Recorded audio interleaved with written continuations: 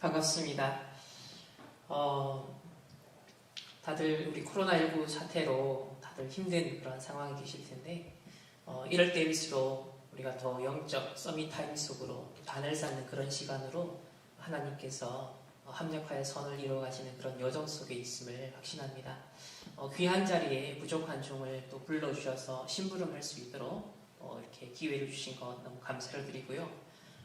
사실 우리 다락방 전도운동, 저는 1992년도에 저희 부모님이 이 다락방 전도운동 1세대 전도자로 들어오시면서 초등학생 때부터 이 여정 속에 있었습니다.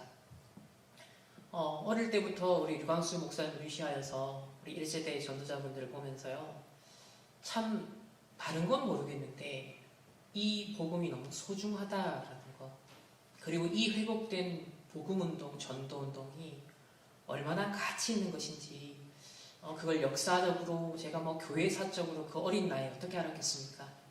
그렇지만 느낌이라는 게 있죠. 복음을 사랑하고 이 복음이 얼마나 중요한지 류 목사님이 그 생을 거시면서 그 복음을 위한 영적 지도자로서 늘 말씀을 선포하시고 우리 렘넌트를 향한 그 가슴을 전달하시면서 그 언약을 전달하실 때 그 전달받은 그 가슴이라는 게 있죠. 사실 그것 속에서 지금까지 왔던 것 같습니다.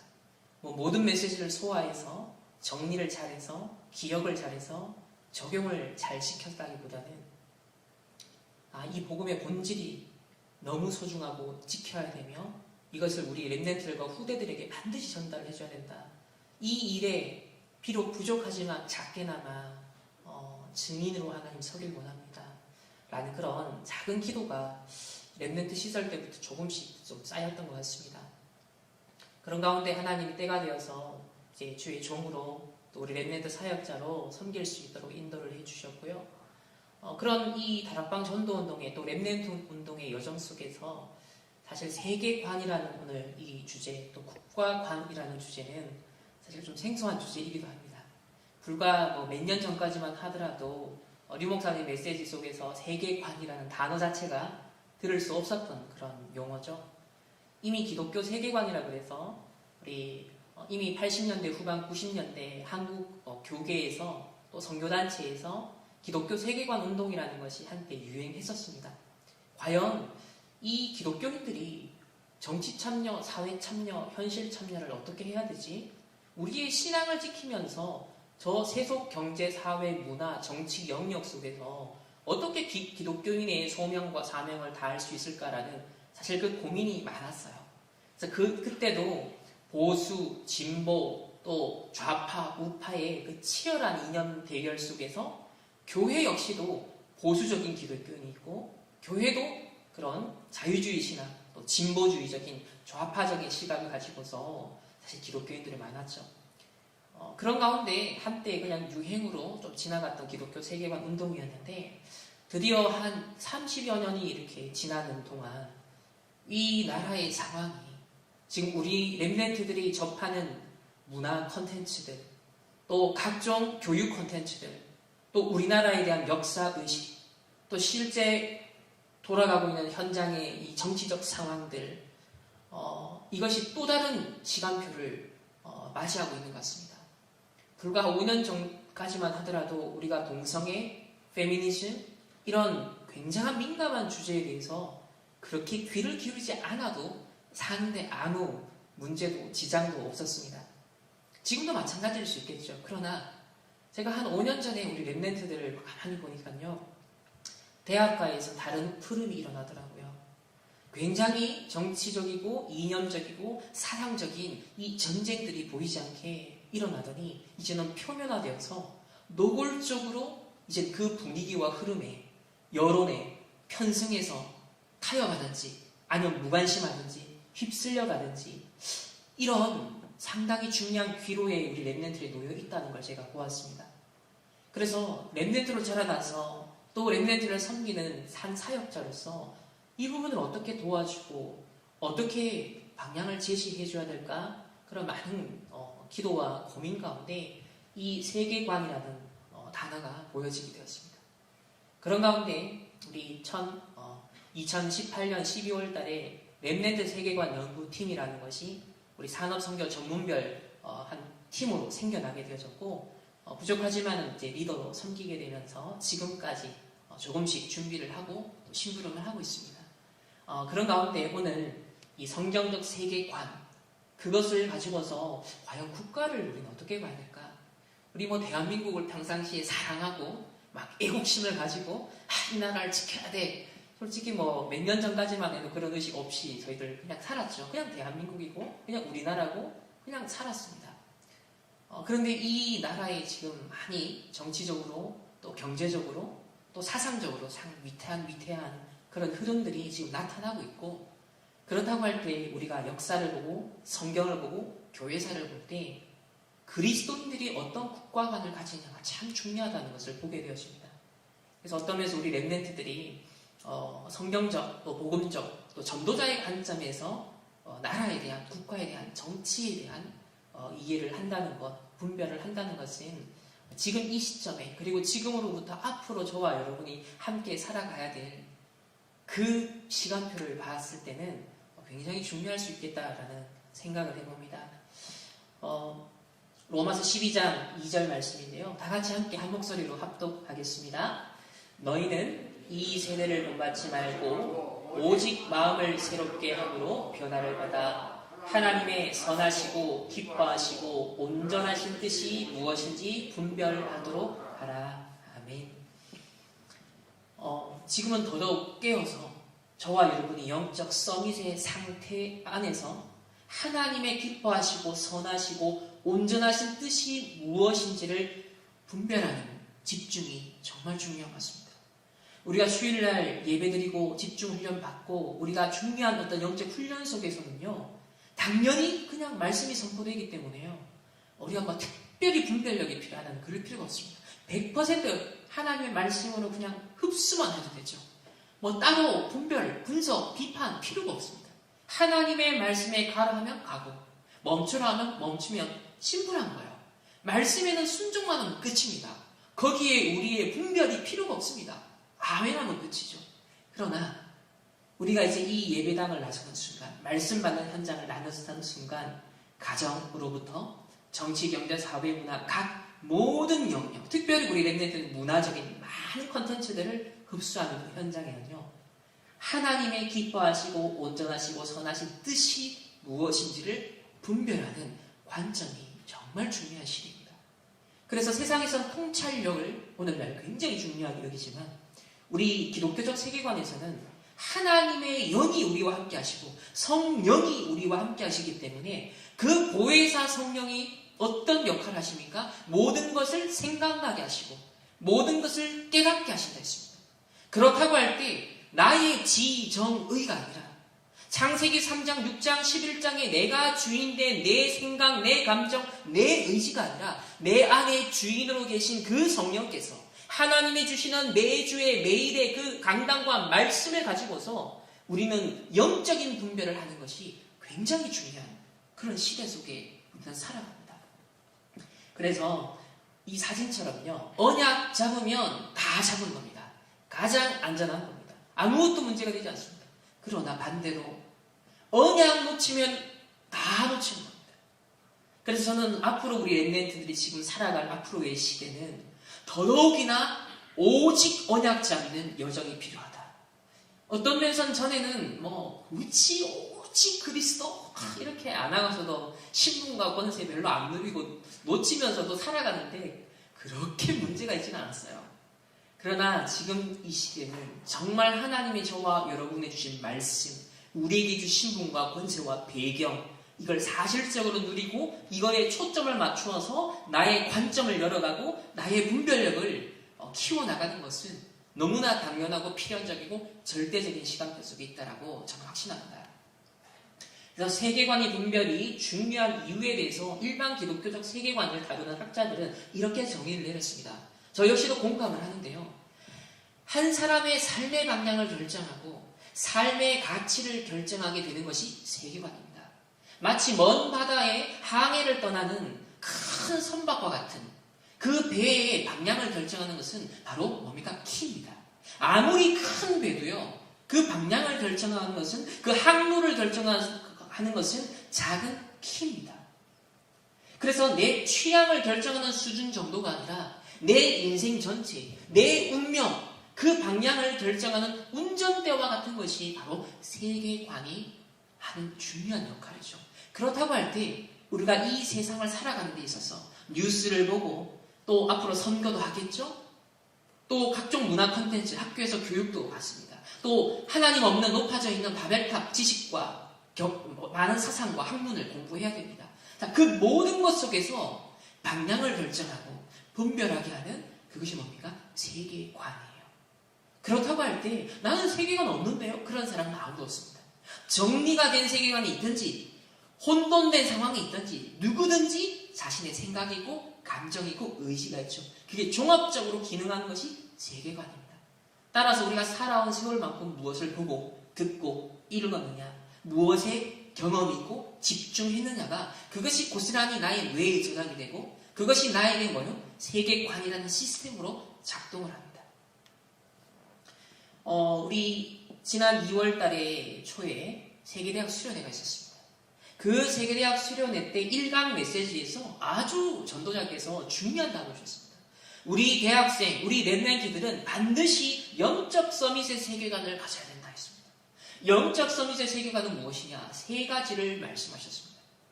첫 번째는 바로 세상 나라는 의식주만 관심을 가진다.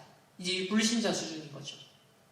그러나 우리 랩런트는 어디를 분별해야 된다? 세상 나라에 흐르고 있는, 이면에 흐르고 있는 바로 영적인 사실, 사단의 나라가 어떻게 네피림화되어 가고 있는가, 어떻게 하나님의 영이 다 떠나고 완전 육신화되어 버렸던 창세기 6장의 그 네피림 현장처럼 되어가고 있는가. 큰 틀에서 보면 3단체라는 큰 틀이 있겠죠.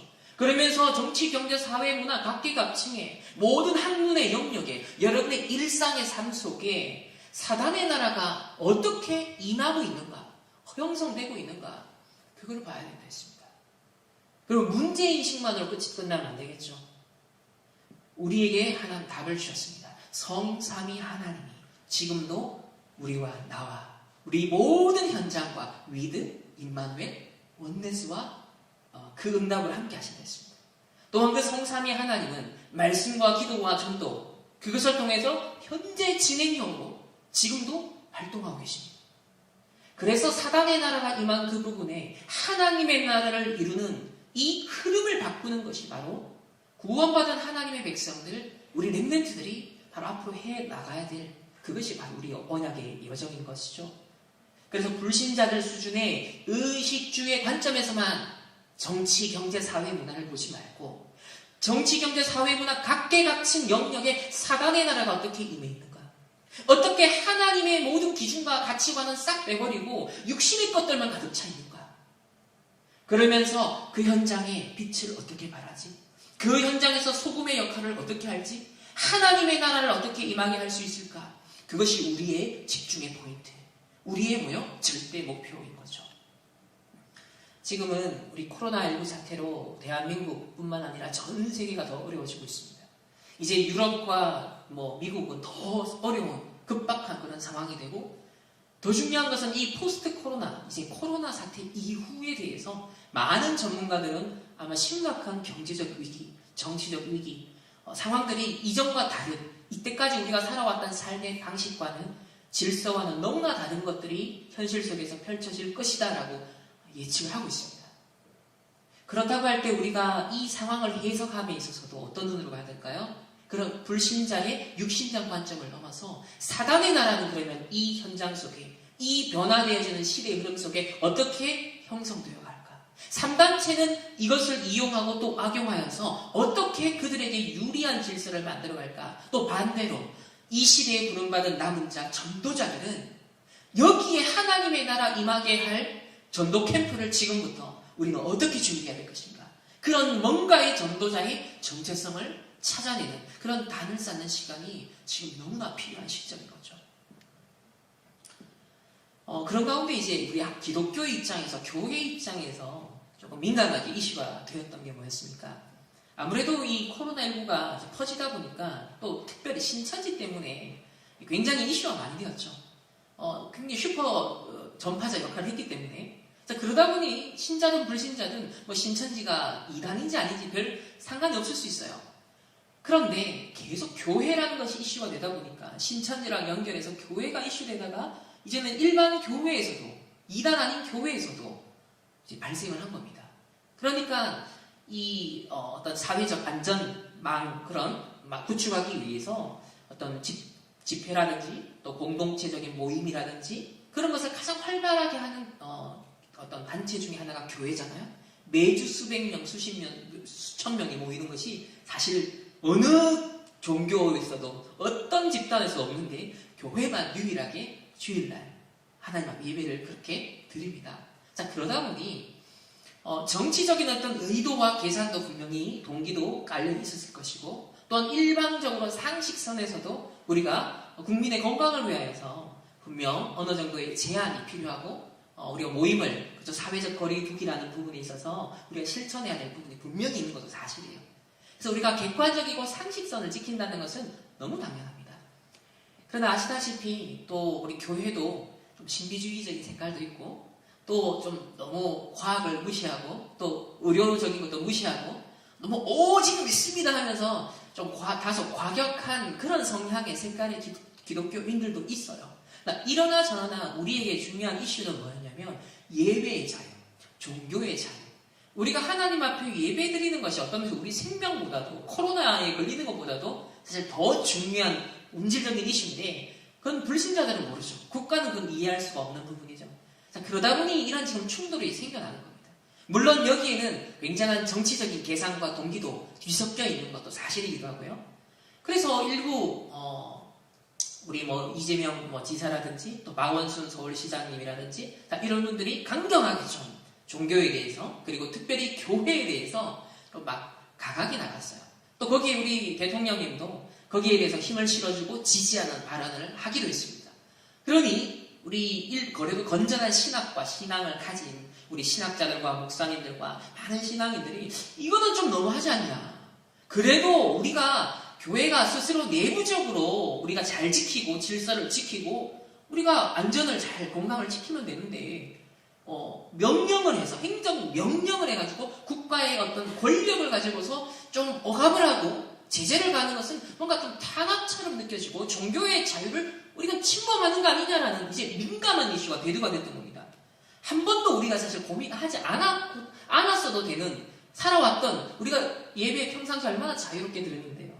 그런데 이제는 예배를 드릴 수 있는 자유가 있다라는 것, 신앙생활을 마음껏 할 수 있는 자유가 있다는 것이 얼마나 소중한 가치인지를 이제는 되짚어 볼 시간대가 된 거예요. 그리고 앞으로는 더 중요한 게 우리가 생각해야 될 부분들이 많다라는 것. 어쨌든 이런 지금 충돌하는 상황들이 벌어지고 있습니다. 그래서 이런 현실 가운데 세속국가 우리 대한민국의 시민권을 가지고 있습니다. 우리 국민입니다. 그런 가운데 동시에 하나님 나라의 시민권을 우리는 그 영적 배경을 동시에 갖고 있죠. 그렇다고 할 때 구원받은 저와 여러분은 이 이중 시민권, 이중의 소속을 가지고 있는 저와 여러분에게 이 세속 정부, 이 대한민국이라는 국가는 무엇이며 우리는 과연 어느 정도의 국가 또 세속 권력의 명령에 우리가 복종해야 될 것인가? 이제 이 질문이 바로 세계관적인 측면에서 대두가 되고 있습니다. 먼저 한 가지 서론적으로 조금 짚고 넘어갈 부분은 우리 정교 분리의 원칙, 종교와 정치는 반드시 분리되어야 된다.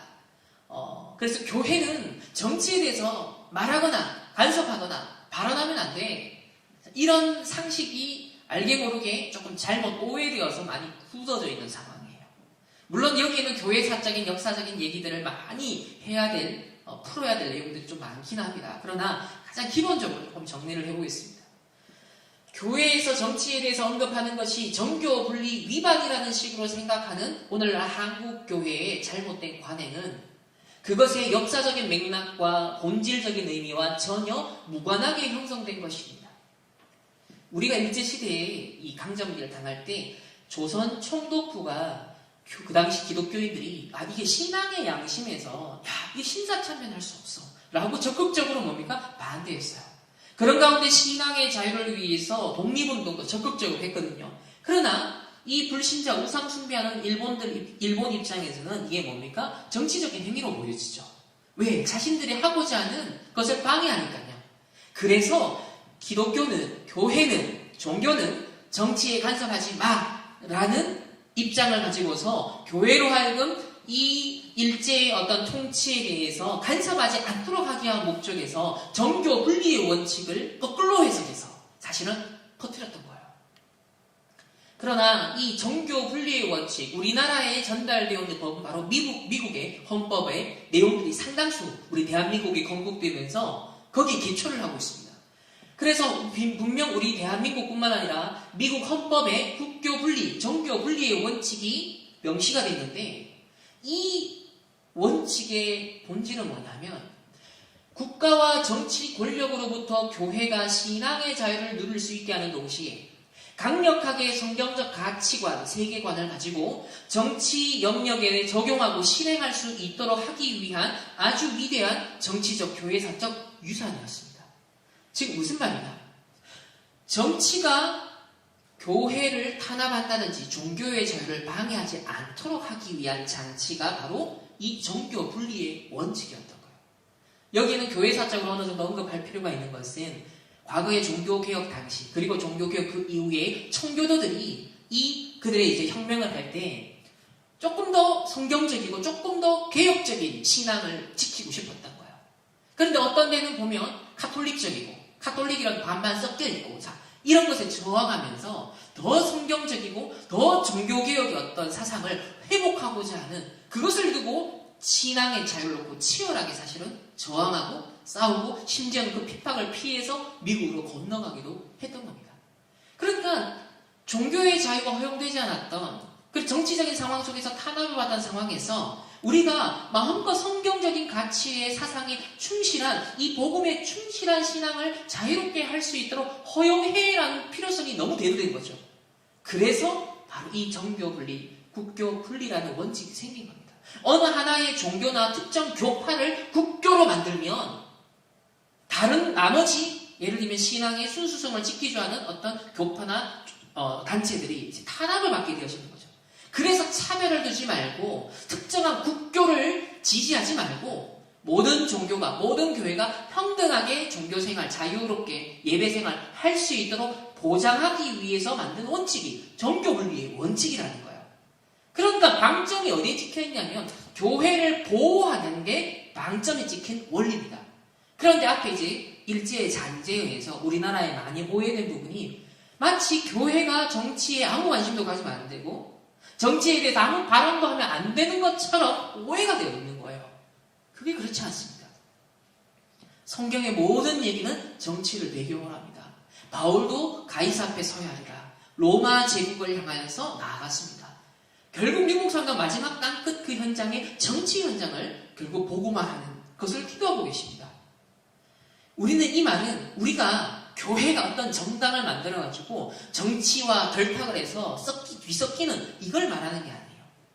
올바른 성경적 세계관을 가지고서 올바른 성경적 세계관에 입각한 정치관과 국가관을 가지고서 성경적 가치와 사상을 실현할 수 있는 국가 정책과 국가의 어떤 행정이 될 수 있도록 우리가 심부름하는 데 있어서는 인재를 키워서 선교사로 파송도 할 수 있고 거기에 대해서 교회를 탄압한다든지 종교의 자유를 탄압하는 어떤 정책이 공식화되어서 진행이 된다면 거기에 대해서 정당한 합법적인 수단을 가지고서 교회는 올바른 목소리도 낼 수 있는 겁니다.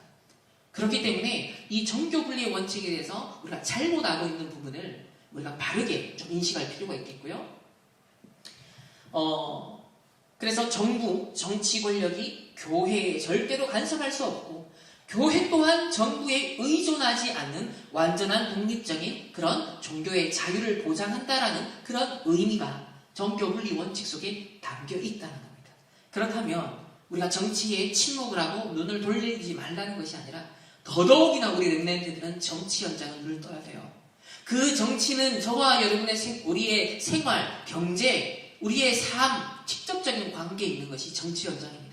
더더욱이나 우리가 마음껏 자유롭게 예배하고 전도하고 선교할 수 있고 237 하나를 향해서 우리가 마음껏 뻗어나갈 수 있도록 그 자유가 허용되는 체제라는 것은, 시스템이라는 것은 굉장히 중요합니다.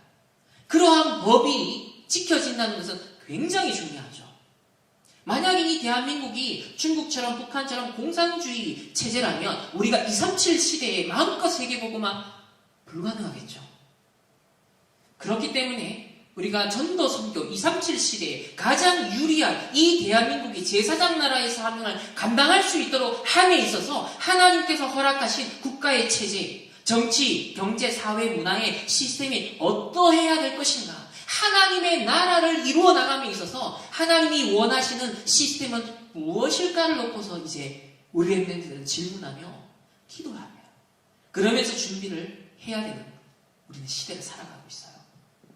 자, 이때 우리 렘넌트들과 전도자들은 국가와 정치에 대해서 어떤 관점을 가져야 될 것인지를 한번 살펴보겠습니다. 자, 우리는 가끔 우리의 불확실성 때문에 하나님의 말씀을 정치적 이슈에 적용하기를 꺼립니다. 여러 가지 이제 오해된 편견들도 있고 분위기도 있고 여론도 있고 또 내가 잘 모르기 때문에 일 수도 있어요. 하나님은 분명 교회에 세상의 권력, 검을 주시진 않았어요. 교회에 주신 유일한 무기는 뭡니까? 성령의 검, 곧 하나님의 말씀입니다. 그러나 그 하나님의 말씀, 성경이라는 것은 교회 당에만 머무는 말씀이 아니죠. 뭐예요? 모든 현장을 아우르는 광범위한 모든 현장의 답이 되고 길이 되고 빛이 되는 기준이 뭡니까? 하나님의 말씀이에요. 그래서 인간의 세상의 모든 측면을 포괄적으로 하나님의 말씀은 빛을 비추고 있기 때문에 너희는 먹든지 마시든지 무엇을 하든지 다 하나님의 영광을 위하여 하라는 이 말씀의 범주에 정치가 예외라고 절대 말할 수 없겠죠. 정치 현장 또한 하나님의 영광을 위하여 하나님의 나라를 세워가는 데 있어서 가장 하나님의 합당한 시스템을 두고서 우리 크리스천들은 기도하고 또 그 현장의 직접적인 주역으로 전문인으로 나아갈 수 있도록 그래서 총리가 있었잖아요. 우리 렘넌트들은 다수가 총리가 많아요. 다수가 정치 사실은 지도자들이 굉장히 많았습니다. 그래서 뭐니 해도 우리가 절대 기준은 하나님 말씀 성경이기 때문에 우리의 세계관을 형성하는 그 뿌리는 뭐다? 하나님의 말씀이어야 됩니다. 우리 흔히 기독교적 세계관을 아주 심플하게 딱 정리하면 이렇게 그림으로 표현이 됩니다. 사실 성경 이야기도 이 흐름으로 흘러가고 있고 우리의 역사 또한 이 흐름으로 흘러가고 있습니다. 간단하게 말씀드리면 우리 구원의 길 메시지도 떠올려 보시면요. 딱 그 흐름인데요. 하나님의 형상대로 인간을 창조하시고 우주 만물을 창조하셨어요. 하나님의 선하시고 아름다우신 창조의 계획이 있습니다. 그러나 아시다시피 창세기 3장에 언약을 놓치고 하나님의 말씀에 불순종하여서 하나님을 떠나버리는 창세기 3장 사건이 벌어집니다. 그로부터 시작된 12가지 문제가 파생되어져서 오늘날 인류가 고통 가운데 신음하고 있습니다. 바로 저 타락 현장 속에 정치, 경제, 사회, 문화가 신음하고 있습니다. 그 속에서 하나님을 대적하여 높아진 사상과 이념이 각종 것들이 충돌하고 있는 현장이 바로 저 타락이라는 저 현장 속에 있습니다. 저와 여러분 개개인은 예수 그리스도로 말미암아 구원받은 구속된 하나님의 자녀가 되었습니다. 그리고 이제 구원받은 하나님의 자녀는 여전히 저 타락된 세상 현장에 발을 내딛고 살아가고 있죠. 하나님의 나라를 최종적으로 완성해 나가는 그 역사적인 완성의 시간표를 향하여 우리는 가고 있습니다. 이 속에 세계복음화가 있습니다. 이 속에 237 나라 시대가 있겠죠. 그러나 여전히 우리의 현실은 뭡니까? 12가지 문제가 치열하게 사단이 치열하게 사실은 괴계를 펼치고 있는 그런 현장이에요. 특별히 그의 심부름 노릇하는 3단체를 통하여서 각 시대마다 3단체라는 건 있었단 말이에요. 꼭 프리메이슨 뉴에이지뿐만 아니라 이름이 뭐가 되었든 간에 우상화되고 하나님을 대적하여 높아진 바벨탑, 그래서 네피림 운동했던 그런 시대 종교 어떤 엘리트 집단들은 늘 있어 왔어요.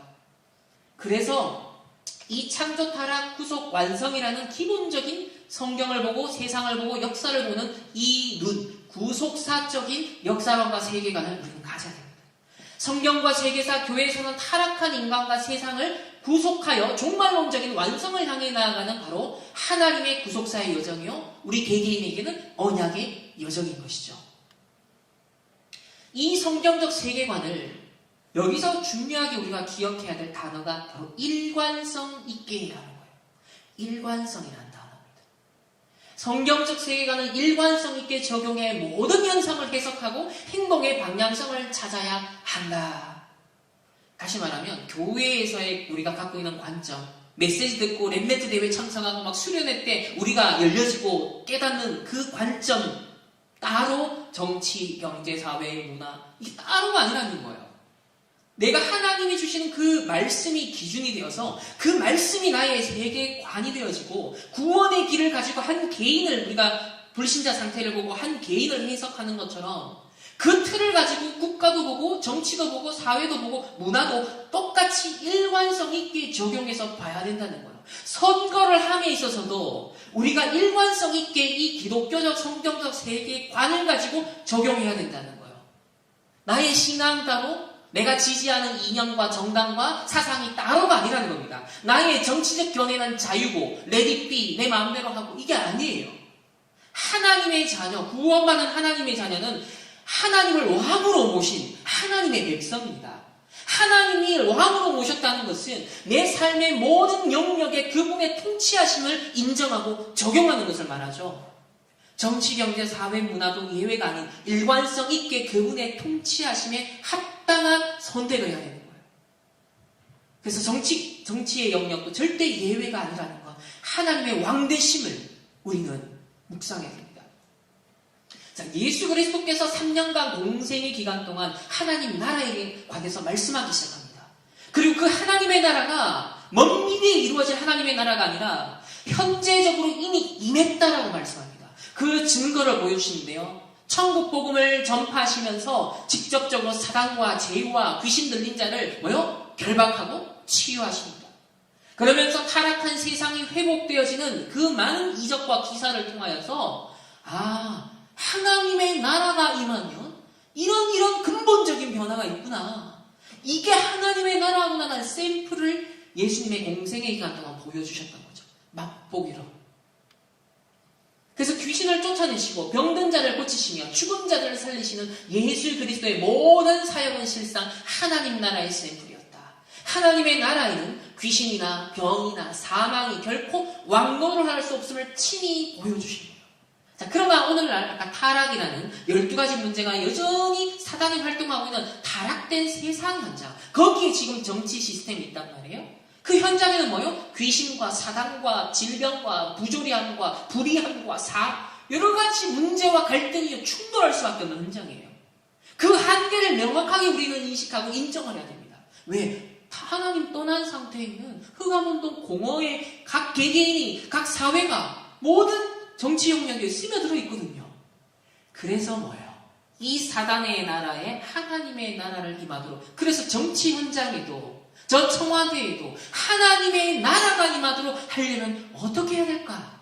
이게 우리가 기도해야 될 부분인 거예요. 그러니까 정교 분리의 원칙이 아니라 우리는 더더욱이나 확실한 영적 선명, 확실한 전도자의 정체성을 가지고 저 사단의 나라를 하나님의 나라로 바꿀 수 있는 세계복음화에 쓰임받을 수 있는 이 대한민국으로 하나님 세워 주옵소서. 우리는 더 기도해야 되는 거죠.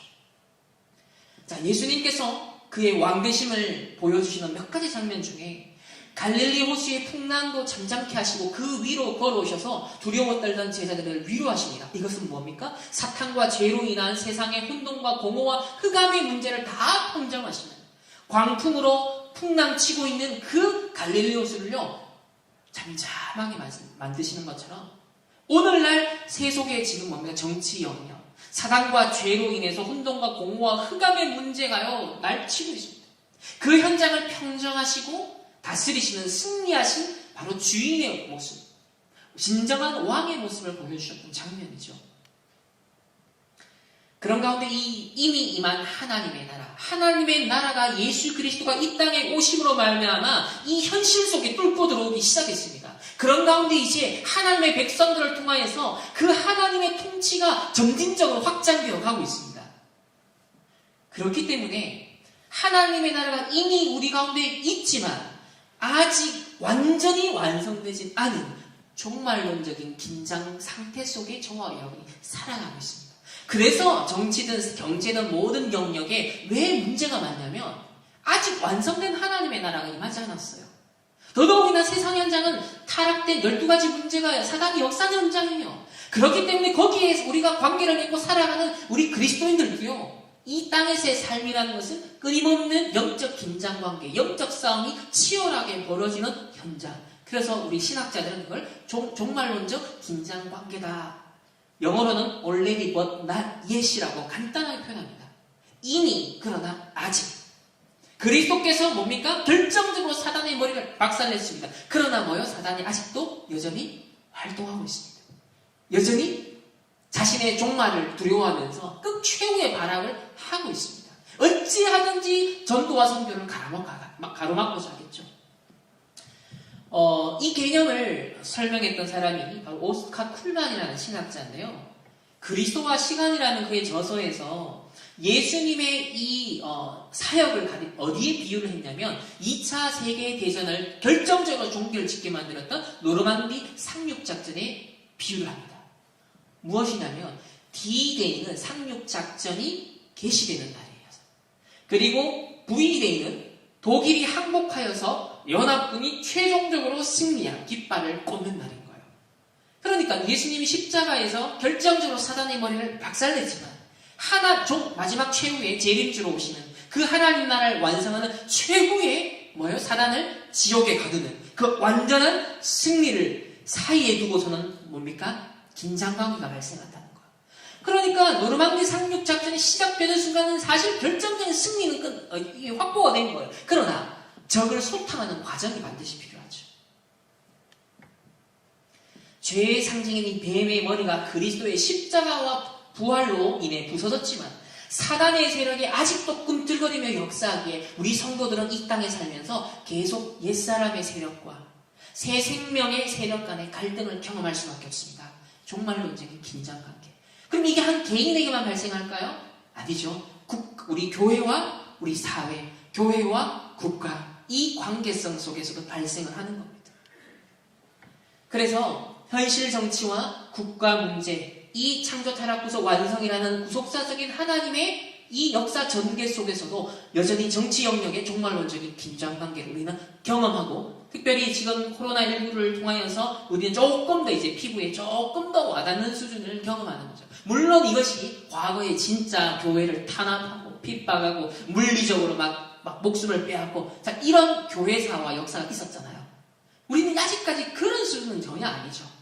이번 주에 류 목사님도 표현하시기를 국가가 간섭한 거 아니다. 교회가 건강하도록, 시민들이 건강하도록 그렇게 하는 거지. 우리가 인터넷을 통해서 예배 드릴 수 있는 건데 그걸 너무 그렇게 생각하지 마라. 그렇게 간단하게 또 설명을 해주셨어요. 자, 그러면 성경적 세계관을 가지고서 창조 타락 구속 완성이라는 그 속에서 조금 더 좁혀서 국가라는 것을 어떻게 봐야 되냐? 일단 우리 성경에서 이스라엘 백성을 기준으로 한다면 바로 사울 왕이 세워진 그 장면이 공식적으로 이제 왕이라는 제도가 이스라엘에 도입이 됩니다. 물론 그 이전에 이스라엘을 둘러싼 강대국들, 제국들은 이미 왕의 제도가 실현되고 있었죠. 그들은 하나님을 왕으로 주인으로 모시지 않았기 때문에 우상을 기반으로 하여서 왕이 사실상 신의 역할을 했던 그런 시스템이었습니다. 자, 이스라엘 백성이 왕을 요구한 것은 근본적으로 하나님의 통치하신 왕 되심을 싫어하고 열방과 같이 되고자 했기 때문이다. 그러니까 그 당시에 열방들은요, 왕이라는 통치 시스템, 절대 권력자가 딱 있으니까 정치, 경제, 사회, 문화, 군대 움직이는데 효율성이 있는 거예요. 그러니까 뭡니까? 부강해지고 성장하고 땅도 넓어지고 많이 이렇게 경제적으로도 효율성 있게 탁탁탁 되는 거예요. 그런 주변 국가들을 보면서 이스라엘이 부러웠던 겁니다. 그게 육신의 눈을 갖고 판단을 한 거죠. 그래서 하나님의 통치를 버리고 인간 왕을 요구하는데, 이를 가리켜 하나님은 뭐라고 하냐면 나를 버리고 다른 신을 섬기는 것과 같다라고 하나님은 해석을 하십니다. 그래서 결국 사무엘을 통해 경고하시기를, 왕이 세워지면, 인간 왕이 세워지면 이런저런 부조리함과 개인의 자유가 제한될 것이며 경제적으로도 어려워질 것이고, 또 많은 이제 불의한 어떤 왕들이 세워지면 거기에 따른 고통도 감수해야 된다는 것을 어느 정도 타협선에서 허용을 하신 거죠. 자, 예수님 또한 로마 제국의 빌라도 앞에서 재판을 받으셨어요. 즉 세속국과 권력 앞에 하나님의 나라를 이 땅 가운데 임하게 하셨던 예수 그리스도조차도 사실은 이 세상의 나라의 법정 앞에 서셔야 했습니다. 이렇게 우리는 하나님 나라에 속한 자지만 동시에 세상의 제도와 법, 정치에 영향을 받는 사람이라는 거예요. 그렇다고 할 때 이 세속의 정치 제도, 법의 제도라는 것이 하나님의 나라를 이뤄나가는 방향으로 거기에 기능할 수 있도록 우리가 기도하고 거기에 영적 서밋, 기능 서밋, 문화 서밋이 정치 영역에서도 정말 에스더와 같이 오바댜와 같이 정말 다니엘과 같이 역할을 할 수 있는 그런 렘넌트들이 우리 선교사들이 일어나야겠죠. 베드로는 인간이 모든 제도를 주를 위하여 순종하되 위에 있는 왕 총독에게 뭐다 순종하라 라고 했습니다. 그러면서 바울은 각 권세들에게 복종하라. 모든 권세는 하나님께서 정하신 바라. 권세를 다 거스르는 자는 하나님의 명을 거름이라 라고 했습니다. 이 당시 지금 로마서는 어떤 배경이에요? 로마 제국, 로마 황제 세속 권력자인데 아니 우상 숭배하는 자인데 엄청난 정복 전쟁을 하는 사람들인데 뭐라 그랬냐면 하나님께서 정하신 권세이기 때문에 복종하라라고 합니다. 즉 불신자 대통령 다른 타종교의 어떤 정치 지도가 세워져도 그 권력자를 권세를 누가 세우셨다? 하나님의 주권 속에 하나님이 세우셨다는 것을 말씀합니다. 심지어는 뭐라고 표현하냐면 하나님의 사역자라고 표현되어 있어요. 그래서 하나님의 사역자가 되어서 너에게 선을 베푸는 자다. 그러나 네가 법을 지키지 않고 악을 행하면 두려워야 된다. 왜? 권력을 갖고 법적으로 처벌할 수 있는 권세가 그에게 있기 때문에.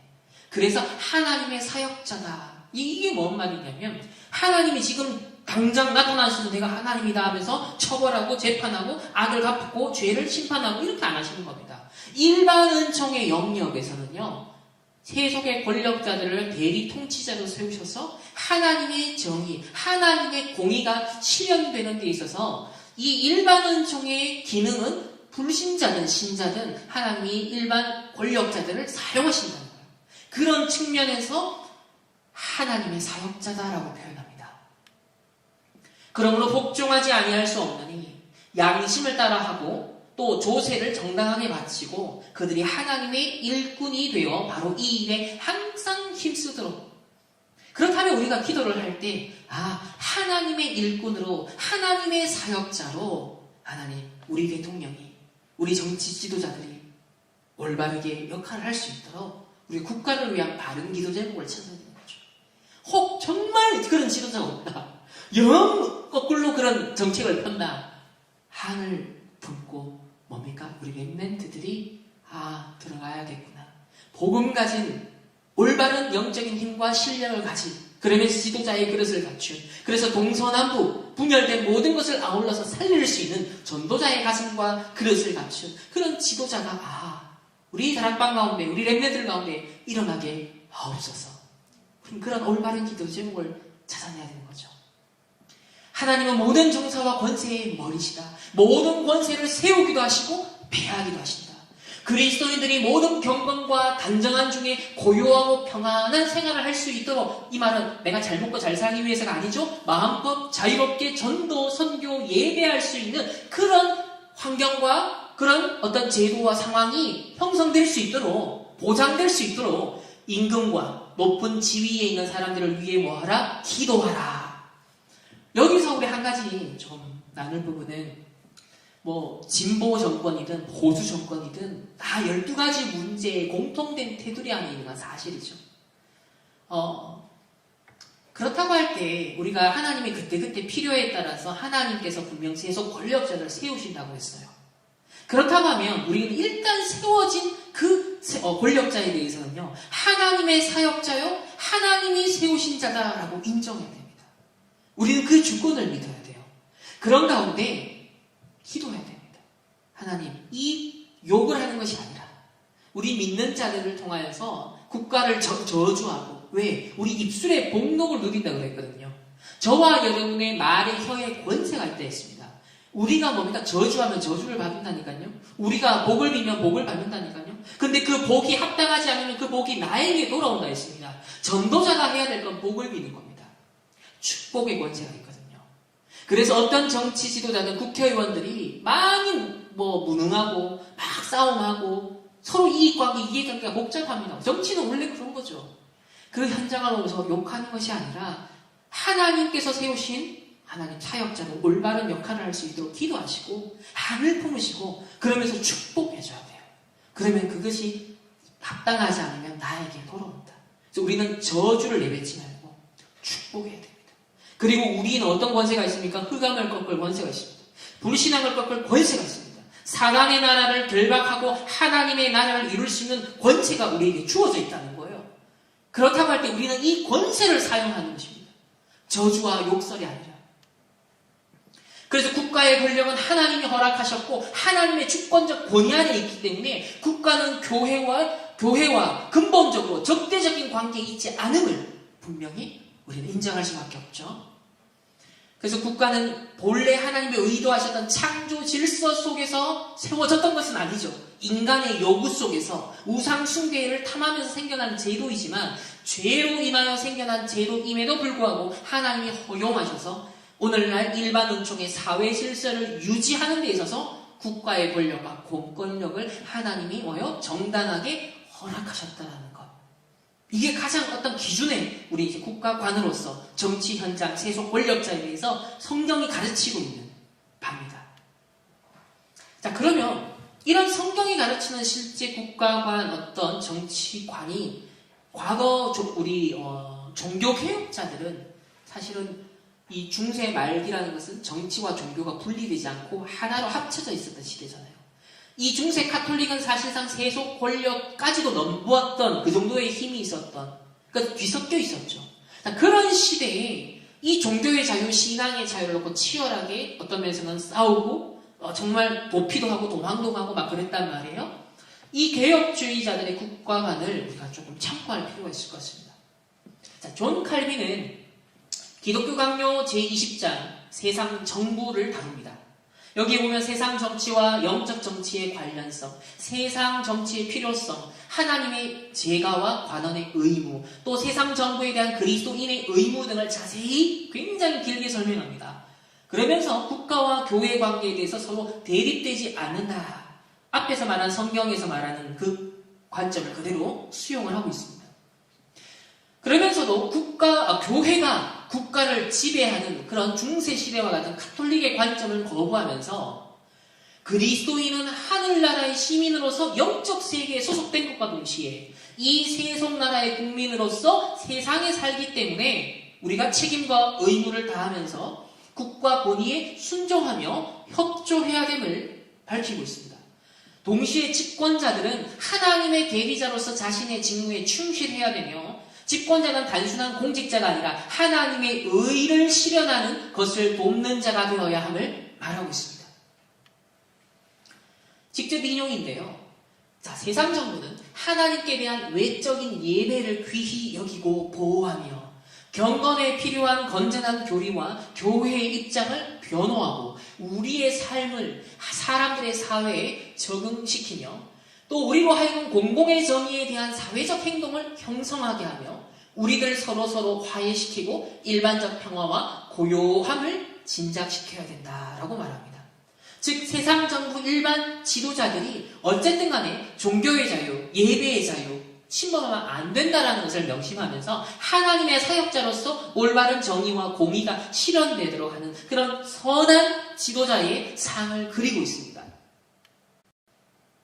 또 아브라함 카이퍼라는 아주 유명한 네덜란드의 신학자이면서 실제 수상이었던 그는 뭐라 그랬냐면요. 우리 인간 존재의 전 영역에서 모두의 주되신 그리스도께서 내 것 아니다라고 외치는 땅은 단 한 평도 없다라는 아주 유명한 말입니다. 그래서 모든 영역은 하나님의 주권 하에 있다.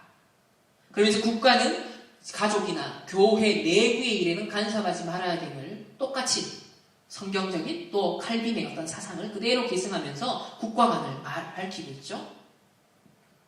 그러면서 교회가 정치적 어떤 활동에 사로잡혀서 복음을 놓칠 어떤 위험도 존재합니다.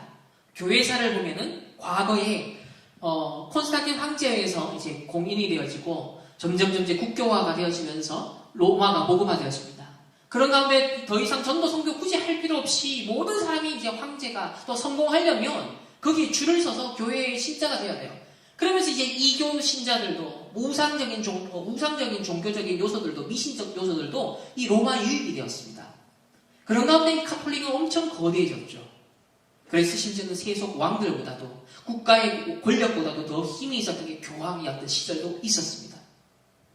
그렇기 때문에 그것 때문에 타락하고 악용되어지는 그런 사례가 역사 속에 있었죠. 그러나 그것은 교회가 그야말로 크리스텐덤이라 그래서 유럽 전체가 기독교 국가였거든요. 유럽 전체가 기독교에 의해서 교회에 의해서 어쩌면 거의 지배를 받을 정도의 그런 시대적 상황에서 하는 얘기예요. 지금은 그런 상황이 아니죠. 오히려 모든 곳에서 하나님이 없다 하고 교회가 무너지는 시대예요. 그렇기 때문에 사실은 교회가 정치적 활동에 사로잡혀 복음을 놓칠 위험이라는 것이 중세적인 기준에서는 지금이 합당하지 않다. 그러면 지금 기준에서 문제가 될 수 있는 건 뭡니까? 복음 아닌 다른 동기에 자신이 속아서 결국은 탐심, 탐욕, 권력욕 휘어잡혀서 자칫 복음의 순수성을 놓쳐버릴 수 있는 위험은 있겠죠. 그런 측면에서 우리 교회가 기독교인이 정치를 참여함에 있어서 나의 영적 상태가 굉장히 중요합니다. 그죠? 내가 정말 순수하게 오직 복음 하나님의 나라를 위하여서 또 이 나라의 봉사를 내가 정말 제대로 하기 위해서 나라 사랑하는 마음을 갖고 분명한 영성과 분명한 지성과 실력과 그릇을 갖춘 자로서 우리가 정당하게 목소리를 내고 정당하게 참여하는 것이 요구가 되겠죠.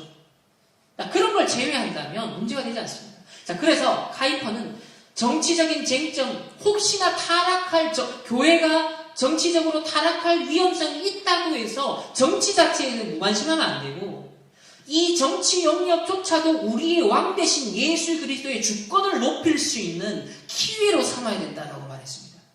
저는 이 입장이 더 맞다라고 봐요. 왜? 저 정치 현장 예외 없이 12가지 문제 사단의 나라가 임해 있는데 그 현장에 복음이 필요하고 하나님의 나라가 임해야 되고 하나님의 통치가 실현돼야 되거든요. 그리고 이 개혁주의, 특별히 칼빈의 사상을 잘 정리해서 신앙 고백으로 나타난 것이 영국에서 웨스트민스터 신앙 고백서라는 게 있습니다. 위정자에 대해서 뭐라고 밝히냐면 온 세상의 최고의 주시오. 왕이신 하나님께서 그분 아래에서 백성들을 다스리도록 하나님 자신의 영광을 위하여 공공의 선을 위하여 위정자를 세우셨다. 선한 자들을 보호하고 격려하고 악한 자들을 처벌하고 그걸 위해서 칼의 원죄를 부여했다. 자, 앞의 내용을 똑같이 반복하고 있죠.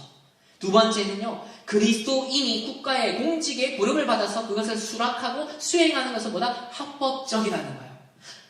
기독교인이 정치에 참여하면 안 돼. 교회가 정치에 무관심해야 돼가 아니라 정당하게 합법적으로 공직에 부름을 받았다면 참여할 수 있는 거예요. 그리고 교회가 직접 정치에 참여한 건 아니죠. 국가를 놓고 기도하고 인재를 키우고 그리고 올바른 국가에 도움이 될 수 있는 어떤 시민 활동을 하는 것은 얼마든지 NGO 활동을 통해서 계몽 활동은 할 수 있는 겁니다. 그래서 성경적인 기독교적인 또 세계관에 입각하여서 올바른 인재를 양성할 수 있는 그런 정치 참여는 우리가 충분히 교회에서 할 수 있는 거죠.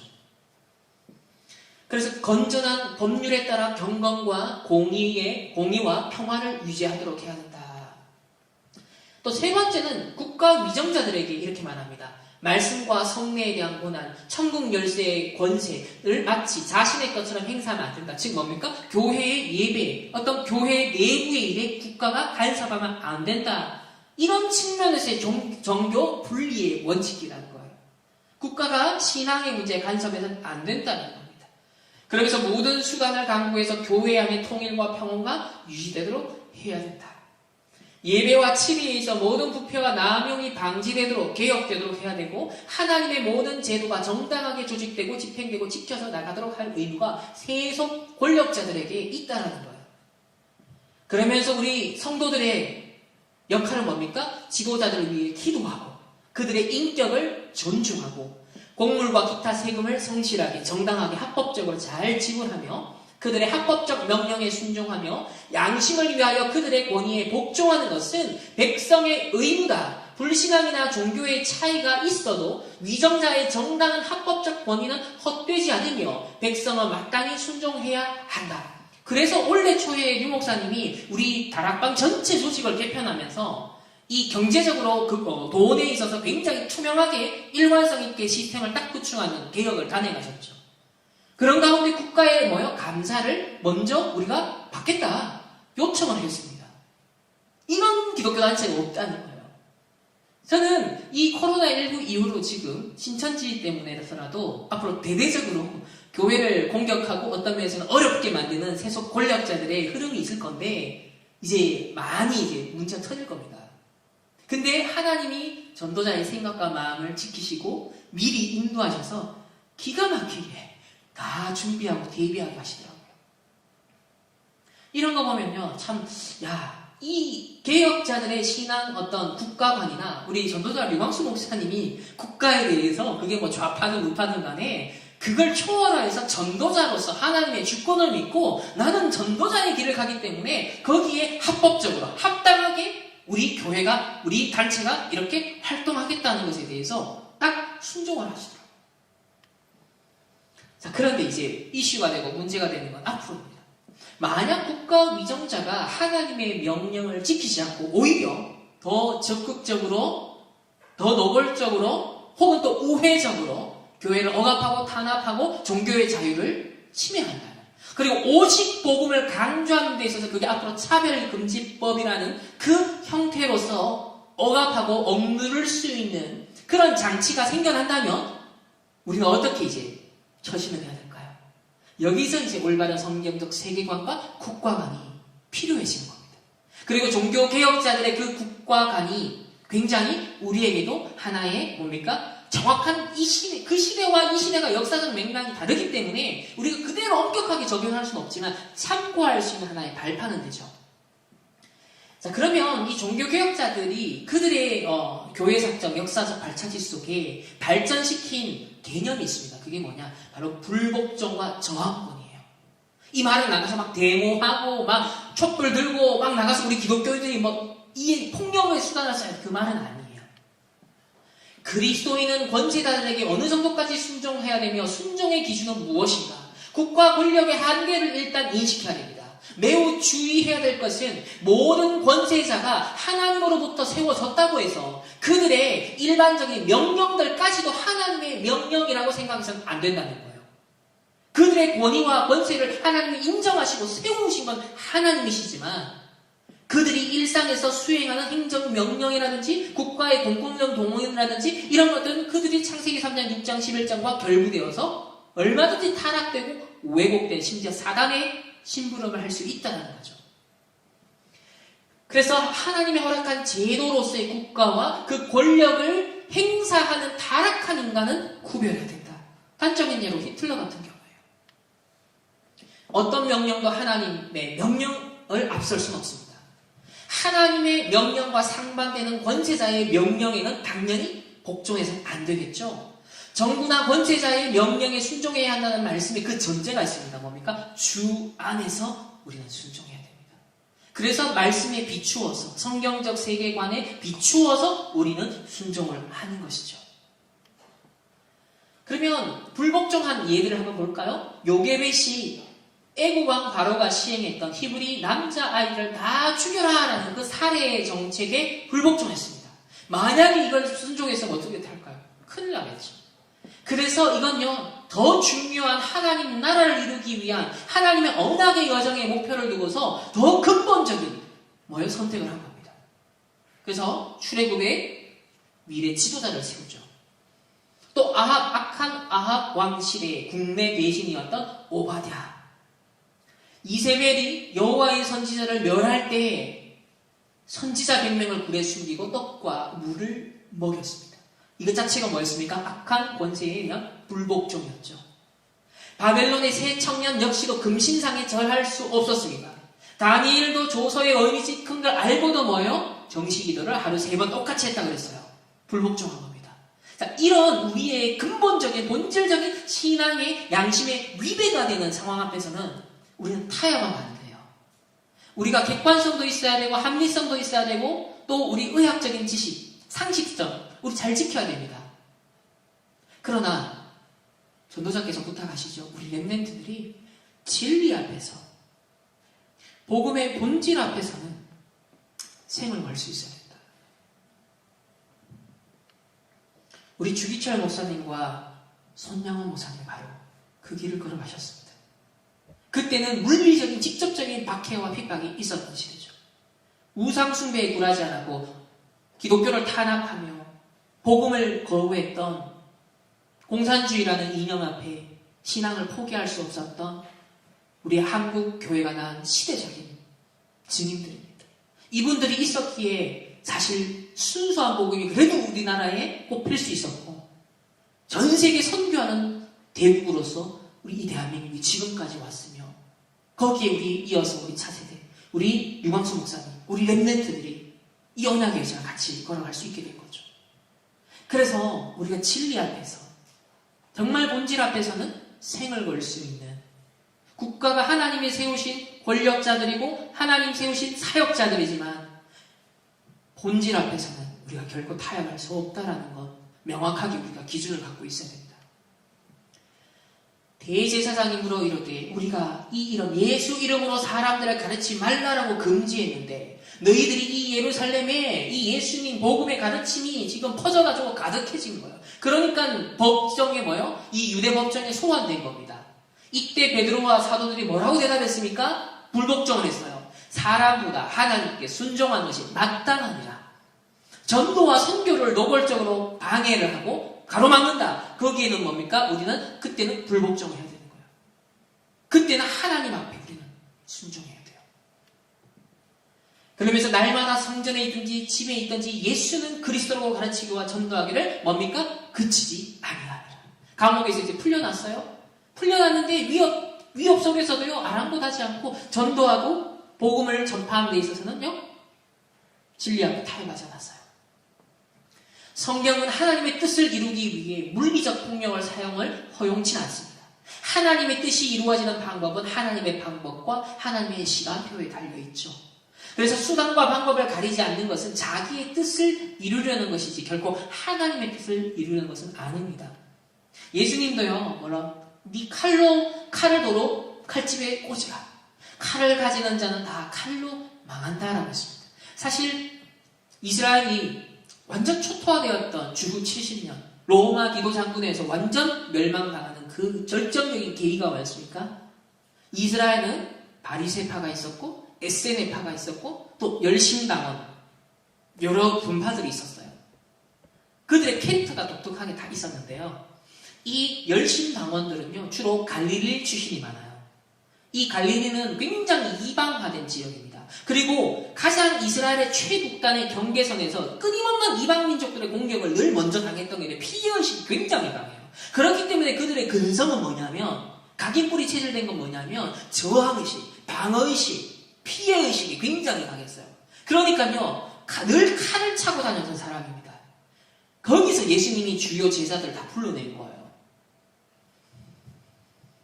근데 결국은요, 이 열심당원, 갈릴리 출신의 열심당원들이 끊임없이 로마에 저항하고, 막 물리적인 폭력을 가하고, 테러를 가하고 이러면서 사실은 70년에 완전 멸망하게 된 거거든요. 이런 걸 보면 칼은 칼로 망한다라는 거예요. 다윗은 잠든 사울왕을 치려는 아비새 장군을 말리면서 여호와의 기름 부음 받은 자를 지치지 않게 했습니다. 하나님의 주권적 섭리를 맡기면서 창과 물병만 가지고 나옵니다. 저는 지금까지 92년도부터 유광수 목사님을 이렇게 옆에서 뵈고 말씀을 통해서 이렇게 간접적으로 읽었던 부분은 뭐냐면 참 이 모습을 볼 수 있었어요. 전도자가 결정적으로 인도받으실 때 이렇게 다윗과 같은 선한 판단을 하십니다. 보통 사람들이었으면 굉장히 막 대항하고 막 이렇게 반박하고 뭘 하실 수도 있는데 하나님의 주권을 다 인정하시면서 전도와 선교라는 본질의 에너지를 쏟아야 되지 딴 데 비본질적인 것에 에너지를 쏟지 않으시는 거예요. 저는 그걸 봤거든요. 그래서 그게 지도자의 가장 중요한 하나의 힘이다. 다윗 역시 그랬습니다. 충분히 죽일 수 있었음에도 불구하고 하나님의 주권에 맡기는 그런 모습을 보게 되어지죠. 자, 하지만 오늘날 일부 좀 기독교인들, 특별히 이 사회 문제 해결에 있어서 좀 진보적인 어떤 의식을 가지고 막 해방시켜야 된다 하면서 똑같이 세상의 방법과 똑같이 폭력적인 방법에 호소하려는 사람들도 있습니다. 이것은 자기 편견과 분노 때문에 하나님이 원하시는 것을 먼저 생각하지 않기 때문입니다. 정의감은 강할 수 있으나 그것도 물론 세속적, 육신적 정의감이죠. 창세기 3장, 6장, 11장에서 굳어진 정의감이죠. 진정한 정의와 공의는 하나님의 형상을 회복하여 구원받은 하나님의 자녀가 지정의가 하나님의 형상을 회복하는 것 속에서 공의와 정의가 실현이 가능하거든요. 그러니까 세상에서 외치는 정의는 진정한 정의가 아닙니다. 정의감은 강하지만 복음의 말씀이 약하다. 기독교가 세속적 시대정신의 영향을 받아서 하나님의 공의를 인간적 분노로 대체하고 있는 것을 오늘날 지금 많이 봅니다. 자, 그러면 마지막으로 이런 성경적 세계관 또 개혁자들의 어떤 여정들을 확인하면서 우리 대한민국의 정치적, 사회적, 문화적 현주소가 어떠한지를 조금 살펴보겠습니다. 특별히 지금 선거 활동 기간이기 때문에 직접적인 어떤 민감한 부분은 제가 선거법에 저촉이 되면 안 되기 때문에 합법적인 선에서 유도리 있게 일단 전달 좀 해드리겠습니다. 우리 이석기 씨 아시죠? 실제 간첩입니다. 이 대한민국 전복을 꿈꿨던, 사실 진짜 지하양에서 공산주의 사상을 가지고 혁명을 꿈꿨던 그런 아주, 이 사람도 완전 위에 있는 사람이 아니라 거의 약간 밑에 중간에 있는 그런 조직이었어요. 실제로 대중을 동원하여 2008년 광우병 사태와 같은 혼란을 조성하자라는 음모를 꾸몄고 실제로 국보법 위반으로 지금 감옥에 있습니다. 자, 그러면 2008년도 우리 어린 랩런트들은 잘 모르겠지만 제 나이나 지금 좀 한 20대 후반쯤 되면 약 12년 전이었죠. 12년, 13년 전에 이 대한민국의 분위기가 어땠냐면 이런 분위기였습니다. 그 당시 우리 이명박 대통령이 이제 대통령이셨는데, 자, 미친 소 너나 쳐 드세요. 그리고 뇌 구멍 송송 치사율 100% 광우병, 옆에 보면 나라사랑 청년회. 자, 나라사랑하는 마음은 좋은데 그러면서 미친 정부다, 뇌 송송 구멍 탁, 이게 각인된 메시지입니다. 그 당시에 사람들을 막 휘어감았던 메시지, 뇌 송송 구멍 탁, 뇌 송송 구멍 탁. 이거 얼마나 각인시킨지 몰라. 이 프레임 전쟁 다 걸렸거든요. 계속 사람은요, 이게 진실이든 아니든 상관없어요. 광고가 왜 중요하냐면 계속 노출시키잖아요. 거짓 뉴스도 왜 먹히냐면 계속 노출시키잖아요. 사람 영향 받습니다. 그러니까 이 프레임이 계속 노출되니까 그런가? 점점 이제 두려움도 막 커지죠. 그러면서 정의사제 구현단 여기 이런 데서 아주 막 종교인들도 예외할 것 없이 똑같이 나와서 막 항의하고 시위하고 난리였습니다. 그런 가운데 아주 유명한 웹툰 작가였던 강풀씨 미친 소 릴레이라는 시리즈를 시작합니다. 이게 뭐냐? 어떤 미국산 쇠고기 수입을 반대하는 그런 메시지를 담은 웹툰을 그린 거예요. 그리고 시작을 하니까 강풀을 시작으로 다른 작가들 동참해서 누리꾼이 자발적으로 만화 2만 건을 생성한 거예요. 2만 건. 얼마나 많은 패러디가 있었는지 몰라요. 우리로 말하면 재해석, 재조경, 재창조를 한 겁니다. 그럼 어떤 내용이냐면 강풀이 첫 번째로 만든 작품이 이거네요. 엄마 말 잘 들어. 오늘부터 절대로 학교 급식에 소고기 나오면 먹으면 안 돼. 장조림, 소고기, 국, 하여간 무슨 반찬이건 소고기는 안 돼. 엄마 말 잘 듣고 있지? 그 소고기가 이번에 들어온 미국산 소고기일지도 모른단 말이야. 절대로 소고기 반찬은 안 돼. 햄버거도 안 돼. 우리 애기 도시락 한우라고 속에서 파는 사람도 있을지 몰라서 고기는 아예 안 넣고 이렇게 엄마가 직접 만들어줘야 안심이지. 간이 좀 안 맞나? 그러면서 조미료를 툭툭 뿌려요. 자, 조미료가 막 떨어집니다. 근데 그 조미료가 이제 미국산 광우병이에요. 미국산 미친 소인 거죠. 그 미국산 소고기 들어가도 안 먹으면 된다고 생각하십니까? 소고기가 원료로 들어가는 물질은 셀 수 없이 이만큼 다양합니다. 미국산 소고기 들어와도 정말 안 먹으면 된다고 생각하십니까? 이게 뭐였냐면 그 당시에 중도에 있었던 사람들. 그냥 남은 안 먹으면 됐지, 내가 안 사 먹으면 됐지라고 그냥 안일하게 중도에 있는 사람들을 끌어들이는 프레임을 만든 거예요. 두 번째, 소고기를 먹고 내가 왜 이러지? 칩니다. 코피 확 터져요. 그리고 사람들이 종말을 맞았다. 다 내 구멍이 돌려가지고 뭐가 됐다? 좀비가 됐다는 얘기예요. 지금 보면 너무 황당하고 어이가 없죠. 여러분 미국산 쇠고기 먹고 광우병 걸린 사람 본 적 있어요? 없어요? 여러분 미국산 소고기 먹습니까? 안 먹습니까? 잘 먹고 계시죠? 이때 나와서 시위했던 모든 사람들도 아마 다들 잘 드시고 계실 겁니다. 그런데 왜 2008년도에 왜 대한민국은 미쳤을까요? 저는 광우병, 소가 미친 게 아니라 우리 대한민국이 미쳤었다라고 봅니다. 지금 이런 웹툰이 그 당시에는 유행하고 먹혔다는 거예요.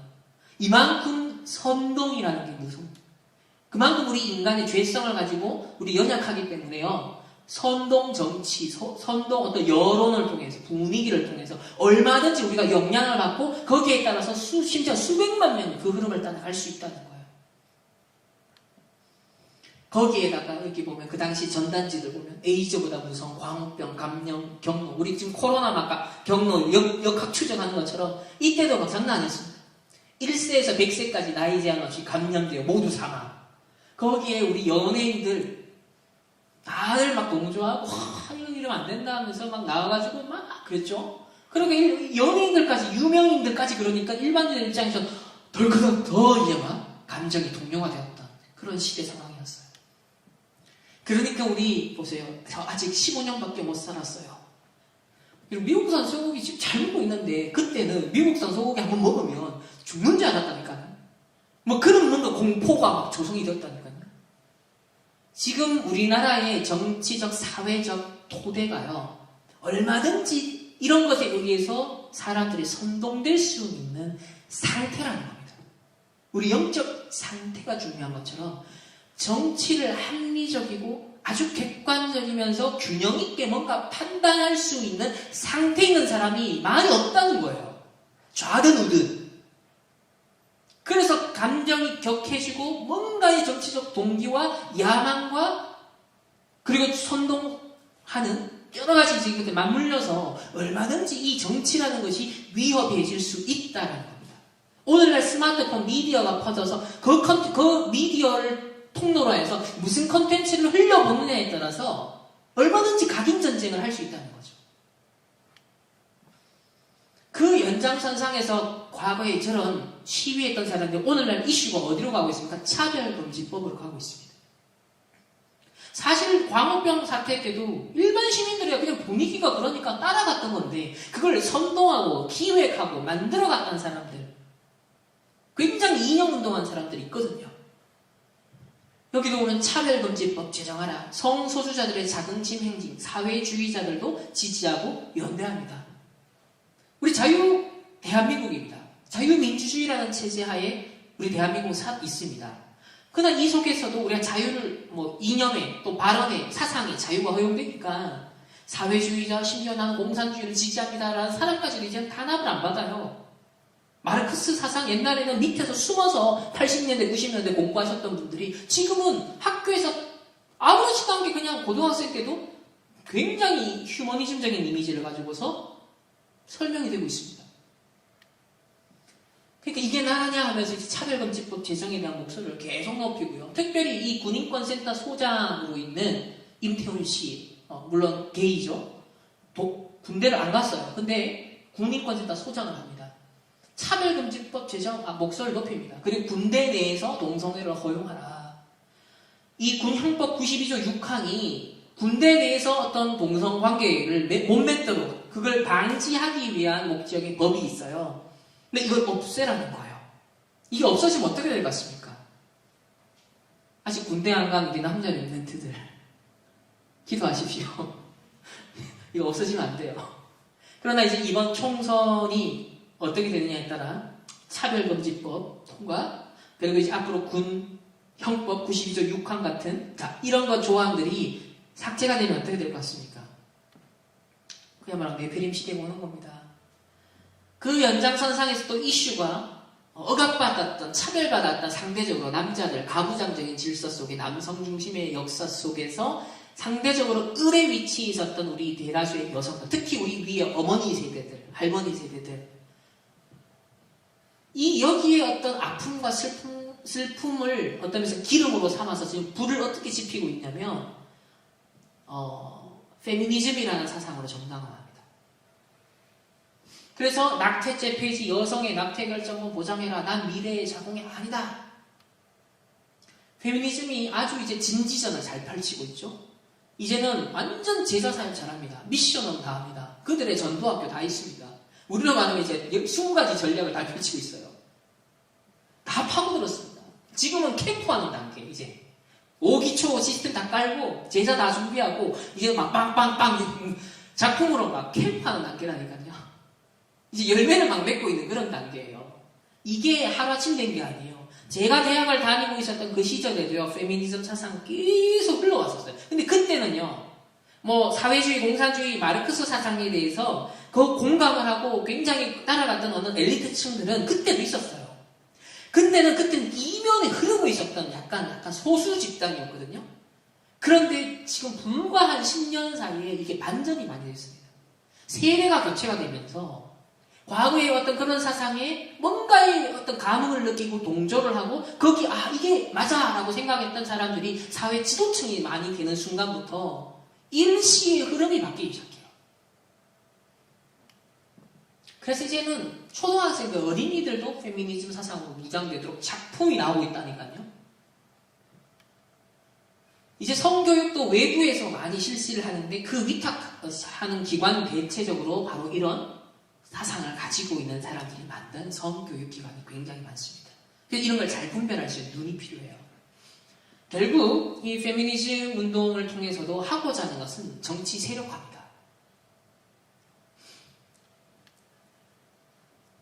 우리나라에도 80년대, 90년대 어떤 마르크스 사상을 지하에서 공부하고 또 북한의 주체 사상에 또 동조하는 어떤 그런 사람들이 있었는가 하면 90년대에 들고 90년대 중후반이 되면서 막 민주화가 되고 상당히 이제 그래도 개방이 되고 또 세계화 시대 이런 무르익었던 시대가 있었어요. 그러면서 이제 뭐 2년 대립은 끝났다. 뭐 소련도 무너지고 북한도 완전 가난해지고 자 이런 상황에서 이제는 진보적인 어떤 마르크스 사상을 추종하는 그건 옛날 거지. 다 지나간 무슨 요즘 시대에 공산주의가 어딨냐라고 우리 어른들은 얘기를 좀 하시는 분이 있어요. 그러나 공산주의라는 단어를 안 써도요. 마르크스주의, 막시즘, 신좌파 사상 여러 가지 형태로 표현되어서 나타나고 있습니다. 동일한 흐름. 오히려 더 세련되게, 오히려 더 치밀하게 파고들고 있어요. 문화적으로. 그래서 경제학, 심리학, 역사, 예술 각 모든 영역에 이제는 뭐가 스며들었냐면 마르크스 사상이 스며들었습니다. 과거에는 경제 영역에서만 불평등을 볼 때 마르크스 사상이 뭔가 대안이다 이렇게 접근을 했다면 이제는 모든 영역에서 어떤 억압받고 소외받고 이거 해방시켜야 돼, 틀을 깨야 돼 라는 것이 공감대가 이미 엘리트층에 상당히 형성되어 있고 이게 이제는 교육이 많이 되고 있습니다. 그래서 고려대에서 2000년도부터 딱 시작돼서 지금 20년 됐죠. 막시즘이라는 그 최대 진보 포럼 단체가 있는데 매년 여름에 3박 4일 동안 그들이 아주 모여서 막 컨퍼런스 같은 걸 해요. 여기서 보면 아주 적극적으로 성소수자 참여의 원인과 해방의 정치. 그러니까 어떤 억압받고 그래서 여성이든 성소수자든 어떤 뭐 난민이든 이 뭐냐면 을에 위치해 있는 사람들 있죠. 다 어려움을 느낀 사람들. 뭔가 상처가 있고 뭔가 기존에 이거 좀 해결했으면 좋겠어라는 뭔가를 느끼고 있는 갈증을 갖고 있는 사람들을 결집시키는 그런 전략이 있습니다. 그걸 통해서 진지전을 펼쳐나가는 건데 이제 보십시오. 80년, 90년대는 만약에 제껴두더라도 2000년대 제가 대학을 다닐 그 당시에 저도 국제 정치를 전공을 했었습니다. 그래서 이데올로기에 대해서 막 공부를 하고 현실주의다, 자유주의다, 구조주의다. 자, 대학생에 끊임없이 저도 공부를 하고 토론을 했었단 말이에요. 그때 이 마르크스 사상에 상당히 막 열광을 하고 이렇게 느끼는 엘리트층들을 좀 많이 봤어요. 그리고 지난 이제 한 10몇 년이 흐른 결과 지금은 작품이 나오기 시작하고 그때는 공부를 했던 세대가 지금은 PD가 되어 있고 지금은 뭐 작가가 되어 있고 영화 감독이 되어 있고 각계각층에 나름의 영향을 끼치는 자리까지 간 거예요. 지금 딱 40대, 30대 후반, 40대, 50대까지. 그래서 마르크스의 자본론이라는 것은 굉장히 어려운 책인데 이 보죠. 어린이들이, 심지어 청소년들이, 우리 일반인들이 쉽게 읽을 수 있는 맥락, 해를 조선, 갑을, 흑수저, 금수저, 은수저, 동수저. 자, 이런 몇 년 동안에 유행했던 프레임들이 다 여기서 나온 것들이에요. 이 흐름에서 나왔던 거예요. 모든 걸 계급과 갈등의 구조로 보는 거예요. 모든 걸 그 관점에서 보게 만드는 거죠. 그걸 더 이슈화시키고 사람들의 세계관을 그쪽으로 몰아가는 흐름. 그게 그냥 나온 게 아닙니다. 이걸 다 공부하고 그걸 자기 나름의 사명을 갖고 자기 자리에서 우리로만 빛을 발하는 거예요. 그게 모아져서 시대의 분위기와 여론과 문화가 된 거거든요. 이미 우리 서구 유럽이나 미국에는 60년대에 이 흐름이 있었습니다. 여기도 보십시오. 여성 해방운동과 마르크스 사상이 결합이 되었거든요. 마르크스주의와 여성 해방, 이게 다 60년대 이미 서구를 휩쓸었던 흐름이에요. 그래서 우리나라가 현재 보세요. 마르크스주의와 여성 해방, 엥겔스와 여성 억압의 기원, 가부장 제도와 자본주의, 그러니까 다 박살내야 할 대상이다. 마르크스 자본주의 분석과 성차별 성폭력, 자본주의와 성차별 성폭력이 직접적으로 무슨 관계에 있느냐, 자꾸 이게 뭐 프레임을 그렇게 자꾸 짜서 그 관점을 주입시킵니다. 사회주의, 페미니즘, 마르크스주의, 낙태, 여성이 선택할 권리다. 이제 여성 해방 하루 학교, 이제 집중훈련까지. 이렇게 제가 대학생 때로부터만 기준으로 20년 이상이 이 대한민국에는요, 완전 토대가 깔린 겁니다. 각계각층의 시스템이 깔린 거예요. 제자들이 깔려 있습니다. 그래서 반동의 시대와 성전쟁, 이런 게 당당하게 내놓고 행사를 해요. 그럼 과연 이들이 인권이라는 것으로 포장하는 이 프레임, 그 뿌리가 과연 뭘까요? 물론 창세기 3장, 6장, 11장인데, 자, 철학적으로 보면 프랑크푸르트 학파의 영향을 많이 받았습니다. 이 사람들이 대다수 유대인들이에요. 독일의 나치의 억압을 받아서 거기서 피해서 미국으로 건너갔던 학자들인데요. 이들의 해방의 상상력은요, 주로 어떤 거였냐면, 루이 알티스라는 학자 역시 이 프랑크푸르트 학파 소속은 아닌데 그 사상의 영향을 받은 사람 중에 한 사람이에요. 이 사람은 뭐라고 그랬냐? 이데올로기 전쟁이 해야 된다. 이제 러시아라든지 러시아 공산혁명이라든지 이런 것이, 유럽은 이미 기독교 문화가 뿌리게 있고 민주주의 문화가 뿌리게 있기 때문에, 자본주의가 뿌리 내렸기 때문에 여기서 공산혁명을 하려면 이런 중국이라든지 뭐 러시아 같은 방식이 아니라 문화적인 전략을 써야 된다. 그래서 여기 보면 토대를 건설하라. 혁명가 임무는 혁명을 일으키는 것이 아니라 혁명 조직, 시스템을 만드는 거고, 그래서 어디를 파고들어라? 가정과 학교와 교회와 정치와 도덕과 언론과 예술, 각 문화기관을 들어가서 기존에 있는 것에 장을 맡아버리면 흐름을 바꿀 수 있다는 거예요. 그러니까 우리는 사단의 나라를 하나님의 나라로 바꿀 걸 해야 되는데, 이들은 이제 이념을, 그들이 원하는, 지향하는 그 이념의 나라로 바꾸기 위한 이데올로기 전쟁을 수십 년째 계속 해왔는데 열매를 맺어가고 있다는 거예요. 또 헐버트 마르크스, 이 사람은 유럽과 미국에서 청년들이, 대학생들이 열광을 했던 학자입니다. 그 유명한 책 중에 하나가 1차원적인 인간이라는 책이에요.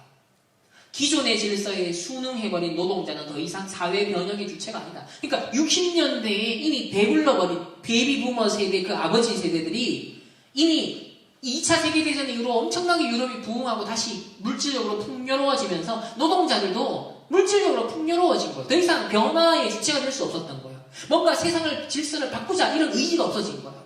그래서 기존의 질서 밖에 소외된 사람들, 그래서 기존의 질서, 이 갑의 질서를 종식하기를 원하는 사람들이 있다. 그 사람들이 인종차별받는 사람들, 동성애자들, 실업자들, 페미니스트들, 불법 이민자들, 이들을 결집시켜서 혁명을 위한 제자로 만들어 낡은 질서를 타파하자라는 전략을 제시한 책이 1차원적인 인간이라는 거예요. 빌헬m 라헤이도 그 훨씬 더 이전의 사람인데, 이 사람은 유대인이고요. 또 기독교를 굉장히 혐오했던 사람입니다. 성혁명과 성정치라는 책도 현재 번역이 되어 나와 있고요. 오르가즘이라는 용어를 고안한 사람이에요. 독일 공산당에 가입해 성정치 협회를 설립했고, 기존의 질서라는 것은 기독교와 자본주의를 말합니다. 이 질서를 무너뜨리는 가장 효과적인 방법은 억압된 성 본능을 해방시키는 거다. 기존의 결혼 제도를 무너뜨려라. 어린이와 청소년과 여성 성해방, 성혁명, 성정치를 하게 해라. 이게 수십 년, 약 70년도 더 된, 80년도 된 주장이에요. 근데 지금 보십시오. 이것이 60년대, 70년대 유럽과 미국을 강타했죠. 지금 우리나라에도 실현이 되고 있습니다. 앞에서 본 거죠. 그래서 이런 모든 사상의 중심축은 여전히 혁명적인 마르크스 사상을 갖고 있어요.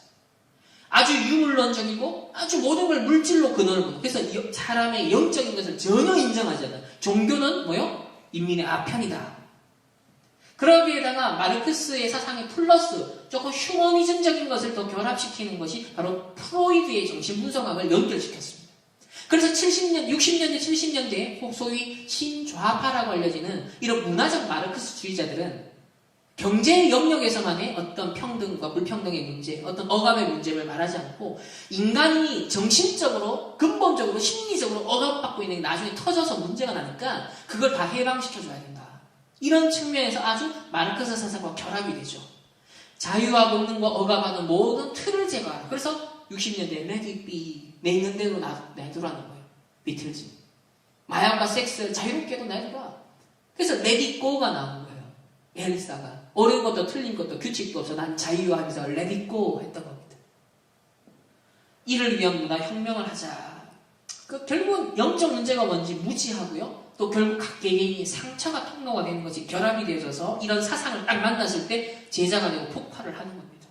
사실은 전도 선교 오직 복음으로만 치유될 수 있는 어떤 면에서는 전도 선교의 대상자들이었던 거죠. 그래서 우리가 이런 어떤 사람들을, 이런 사상에 심취된 사람들을 혐오해서가 안 됩니다.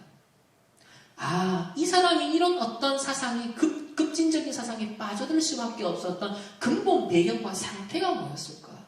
이 배경에 있는 12가지 문제가 이 사람이 어떻게 작용했길래 이 사람은 이 사상에 빠져서 결국 이 길을 가고 있을까? 그러려면 치유하려면 우리가 어떻게 준비하고 도와주고 이해를 하고 수용하고 추월해야 될까? 그러려면 이제 영적 힘이 있어야겠죠.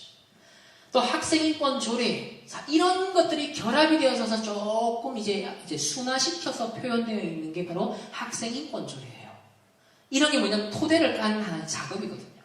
인권을 두려워하는 것은 자기 자신의 주인 되는 것을 두려워하는 것이다. 첫 번째 페이지, 표지에 명시가 되어 있습니다. 그러니까 뭐예요? 내 주인 되는 게 창세기 3장인데 그걸 인권이라고 말하고 있어요. 그런 가운데 우리 대통령 역시 인권 변호사 출신이다 보니까 출범하자마자 인권위원회를 위상을 강화시킵니다. 그러면서 뭡니까? 각 기관장들, 국가 기관장들 평가에 인권위원회 권고의 수용률을 반영하겠다. 그러니까 국가인권위원회 말 잘 들어야 된다. 그 말이에요. 근데 이 인권위원회에 들어간 사람들은 대다수가 과거에 이런 노동운동, 그러면서 이런 마르크스 사상을 아주 공부한 엘리트들이 많이 들어가 있습니다. 그러니까 앞에서 봤던 이런 사상의 하나의 진지전을 펼치는 시스템으로서 이 국가인권위원회가 기능을 하고 있죠. 그래서 저는 하나의 소망이 우리 랩런트 중에 정말 제대로 준비돼서 정말 오바다같이 이 인권위원회 현장에 우리 랩런트 제자로서 정말 들어가줘야 된다. 그러려면 진짜 힘이 있어야 되거든요. 이젠 기독교도 그냥 안 있습니다. 복음의 본질을 놓쳐버리니까 이 세상의 흐름, 사상의 흐름, 이념의 흐름을 따라서 기독교도 변질이 돼요. 현실 참여, 사회 참여, 말은 좋은데 복음의 본질을 놓쳐버린 타협하는 참여가 된 거죠. 그래서 퀴어 신학. 성경도 퀴어스럽게 읽고 신학도 퀴어스럽게 하여 세계관 전쟁이 지금 벌어지고 있는 겁니다. 그래서 해방신학, 민중신학, 여성신학, 퀴어신학, 탈식민주의신학. 사실 신학이 아니에요, 여기는. 그냥 인학이죠, 인학. 신학이라고 붙이면 안 돼요. 여기는 신이 없습니다. 하나님 중심 아니에요. 인간의 상황, 인간의 그 어떤 문제, 그걸 가지고 막 파헤쳐서 성경 구절 몇 개 갖다 붙여가지고 합리화, 속는 겁니다. 한신대학, 우리나라에서도 신학교라고 볼 수 없는 신학교인데 아주 그냥 이거는 뭐 거의 마르크스 사상 중심적으로 흐르고 있습니다. 퀴어, 신학과, 목회. 그럼 이 연장선상에서 NCCK, WCC, 종교통합운동을 아주 찬성을 하고 적극적으로 우리나라에 도입하려고 하는 그 매개체로서 NCCK가 있는데 인권주간 연합예배 때 전도자의 상을 줍니다. 누구에게? 아까 군인권센터 소장에게. 인권상, 우리는 뭐 류목사는 전도자의 상 받은 거와 똑같은 거예요. 이들은 그게 전도예요. 인권 실현하는 것이 그들에게 전도라는 겁니다. 신학교의 세미나 포스터입니다. 거룩한 탈코르세, 이제 페미니즘, 청년 사역과 페미니즘, 정의의 숨결로 세상을 새롭게, 교회를 새롭게. 자, 이렇게 지금 세상뿐만 아니라 교회들마저도, 신학교, 차세대 영적 지도자들마저도 복음의 충분성, 복음은 전부고 모든 것이다라는 감이 안 나니까요. 다른 걸 자꾸 얘기해야 되고, 뭔가 세상을 떠나가는 가난한 성도, 교회를 떠나가는 가난한 성도들, 청년들이 교회를 떠난다. 그러면 이 청년들을 잡아두려면 청년들에게 뭔가 공감할 수 있는 이슈를 가지고 접근해야 돼. 이런 식으로 가는 거야, 지금. 그러니까 오직이 안 되면 전부 다 이렇게 됩니다. 그리고 소위 복음주의를 지향한다라고 하면서 여러 가지 어떤 신학 또 학술적인 활동을 했던 청어람 아카데미라는 게 있습니다. 이 청어람 아카데미는 야비송 씨가 세웠는데요. 목사님이죠. 교수도 했고 이 광우병 때 막 스타가 돼가지고 청어람 아카데미가 힘이 실리고 이렇게 지금 시작이 되고 진행되고 있습니다. 여기도 보십시오. 페미니즘과 기독교의 맥락들, 페미니즘 책 읽기부터 퀴어 아포칼립스, 억압과 차별에 저항하자, 동성애 신앙, 한국 개신교의 선택자, 이런 이슈들을 가지고서 신학적으로 이렇게 뭔가 논의를 하고 또 일반 사상가들, 일반 정치인들 초대해가지고 막 강연을 하고 그럽니다. 근데 참 아이러니하죠. 창세기 3장의 인간은 어쩔 수가 없는 것이 이 사람이 오랫동안 불륜을 저질러 오는 게 걸린 거예요, 작년에. 자기는 깨끗한 척, 정의로운 척, 온갖 정말 얘기를 다 했거든요. 그래서 보면 여기도 성폭력에서 안전한 교회를 위한 미투 운동 한창 할 때 또 인증샷 미투, 처치투, with you 이러면서 안희정 전 지사도 마찬가지였고 또 지금 조국 사태도 마찬가지고 그 사람들이 지향하는 어떤 진보적인 입장에서의 가치관이란 건 뭔가 정의를 추구하고 뭔가 조금 더 깨끗하고 불의를 막 싫어하고 불법을 행하지 아니하고 사실 그런 걸 지향했잖아요. 근데 창세기 3장의 인간은요 거짓과 미소로 드러날 수밖에 없어요. 심지어는 이제는 사회 변혁운동으로서 기독교 사회주의를 주장하기도 하고요. 또 유명했던 우리나라의 통역단 사건, 결국 이제 간첩활동이죠. 걸려서 사형 선고를 받았던 김진락의 회고록이 나왔는데 그 회고록에 보면 우리나라의 어떤 진보 지성인들에게 영향을 많이 줬던 이 교수가 있죠. 이 신영복 교수인데 엄청 인격도 인품이 훌륭했다고 합니다. 그래서 영향을 굉장히 많이 줬대요. 근데 이 김진락이 신영복을 포섭을 했는데 이 신영복이 그 당시에 기독교 단체인 CCC의 사회주의 혁명 추종자들을 조직원으로 침투시킨 정황이 김진락의 회고록에서 나타납니다. 제가 그래서 이게 진짜인가 싶어서 이 책까지 직접 샀어요. 어느 지식인의 죽음, 김진락의 옥중숙인데 직접 인용한 겁니다. 신영복은 나를 만나기 전부터 CCC 내에서 경제복지회와 서울 상과대학 내의 경우회에 관련이 있었고 구성원의 대개가 이화여대의 여학생들로 이루어진 서클이었다. 그 지도하고 있었다. 가급적이면 기존 서클의 당원들을 침투시킨다라는 지하당 조직 방법은 아까 전에 이데올로기 전쟁에서 그죠? 기존에 있는 가정과 교회와 여러 가지 문화기관들을 활용해서 흐름을 바꿔라. 이데올로기 전쟁 전략이거든요. 똑같습니다.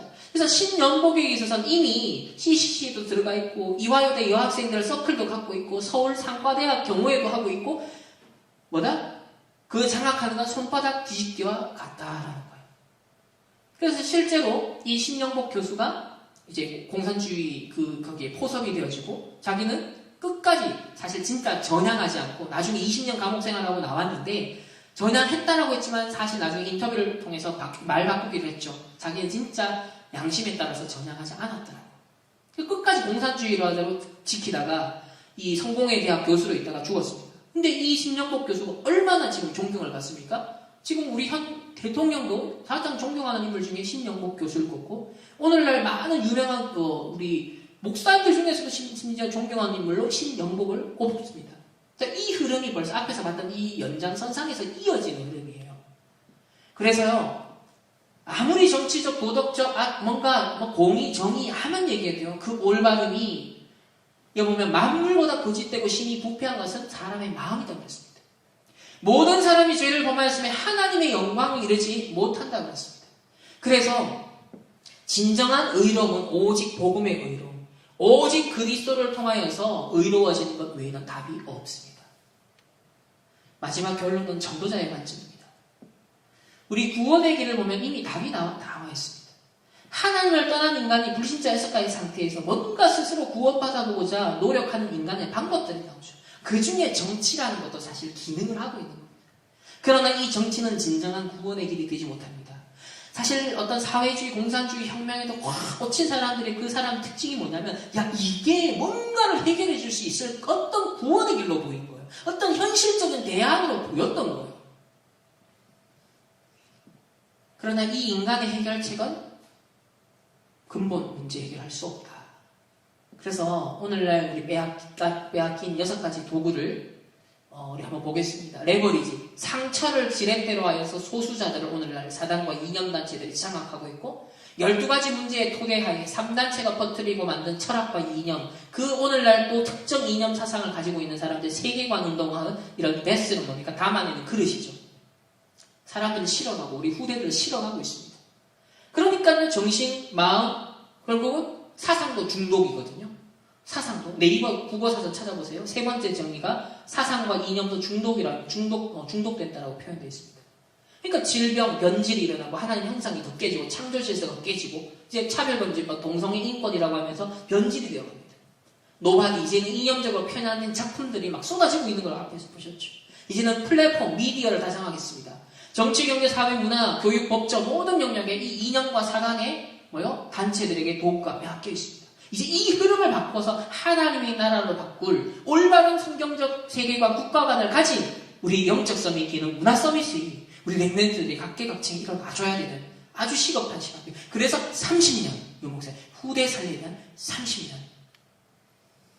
특별히 우리 임마누엘 교회는 24시 이상질 시스템 성전, 24시 치유 시스템 성전, 24시 서밋 시스템 성전이라는 것이 우리 특별히 이런 우리 정치 사회적인 맥락만 보더라도 왜 후대가, 왜 우리 렘넌트들이, 왜 사상과 어떤 여러 가지 질병들에 중독되어 있는 사람들이 치유하는 곳이 왜 필요한지 우리가 오늘부터 CVDIP 정말 복음의 흐름을 보며 오늘날 현장의 어떤 이념과 정치의 현장 흐름을 보면서 복음 없어진 흐름, 하나님을 대적하여 높아진 흐름, 오히려 복음을, 신앙의 자유를 핍박할 수 있는 237 나라 복음화를 방해할 수 있는 뭔가의 흐름이 정치에도 일어난다면 우리의 꿈은 정말 이때 나의 현장 질문을 해야겠죠.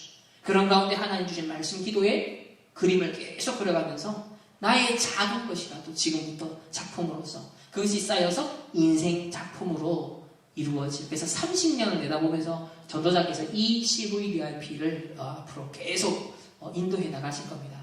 우리 특별히 해운대, 우리 임마누엘 해운대 교회, 우리 모든 귀한 성도님들, 우리 전도자들, 우리 중직자 산업인, 우리 모든 렘넌트들이 성경적 세계관, 복음적 세계관 가지고서 또 그뿐만 아니라 전도자의 세계관으로서 특정 이념에 빠져서 좌파든 우파든 복음 아닌데 진리 아닌데 거기에 심취되어서 그 이념 운동하는 것은 대안이 될 수 없어요.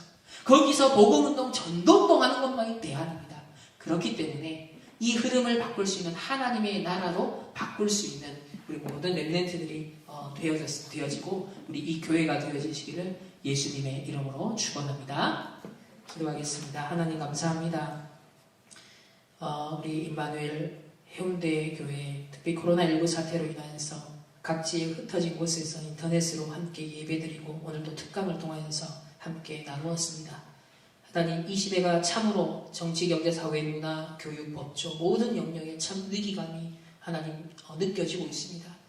이때 우리 남은 자 전도자 렘넌트들을 부르셔서 이 시대의 흐름을 바꿀 정말 전도운동, 성경운동, 렘넌트운동, 복음운동 하나님 준비하고 계신데 무엇보다 현장에 나아가기 전에 우리 렘넌트들이, 우리 성도들이 복음적, 성경적 세계관으로 무장되게 하시고 올바른 전도자의 관점에서 국가를 분별하며 우리가 헌신하고 우리가 살리고 우리가 정말 전도자로서 빛을 발해야 될 부분이 무엇인지를 명확하게 기도 제목으로 삼고 앞으로 후대 살릴 30년을 두고 앞으로 교회 건축이라는 성전 건축이라는 미션을 두고 나의 인생의 최고 의미와 가치를 찾는 귀한 우리 전 성도들과 우리 렘넌트들 될 수 있도록 축복하시고 인도하여 주옵소서.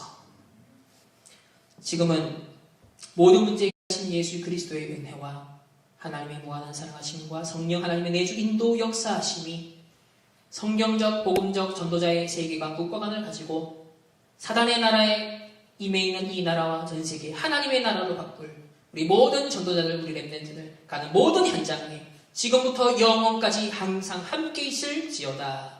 아멘.